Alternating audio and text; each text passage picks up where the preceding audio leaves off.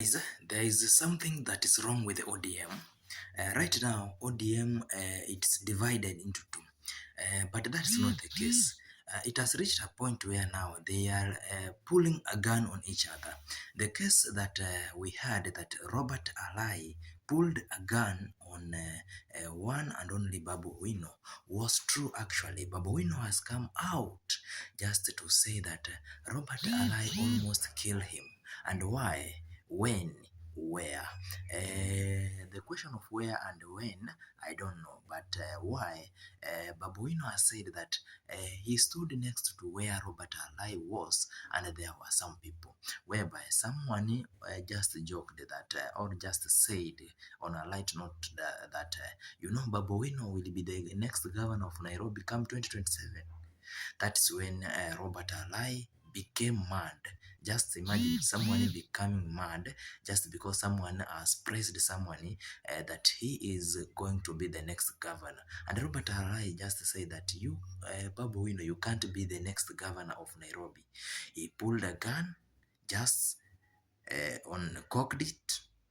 The shocking thing, it is that Robert Alai cocked the gun and just hit Babu Owino with the nozzle, according to rumors outside here. But I'm going to analyze Babu Owino's analysis and come out to say whether did Robert Alai just triggered that gun and put it on mabega ya Babu Owino.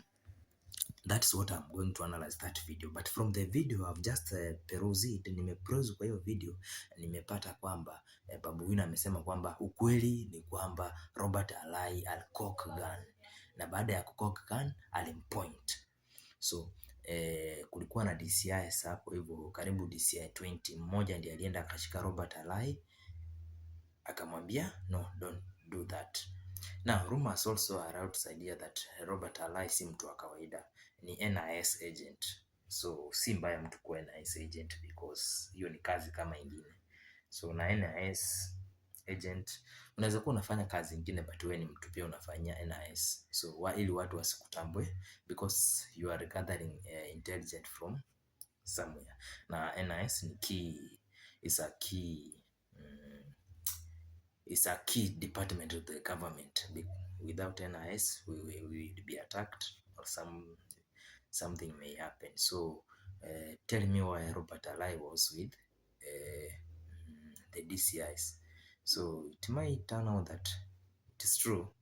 Robert Alai ni mfanyakazi wa serikali, of course ni MP, but a secret NIS. So hii hatuwezi thibitisha. Nobody can know NIS in this. Hata mimi naweza kuwa hivi na niko NIS. So hii story ya ODM imeanza kuwa story nyingine. I don't know.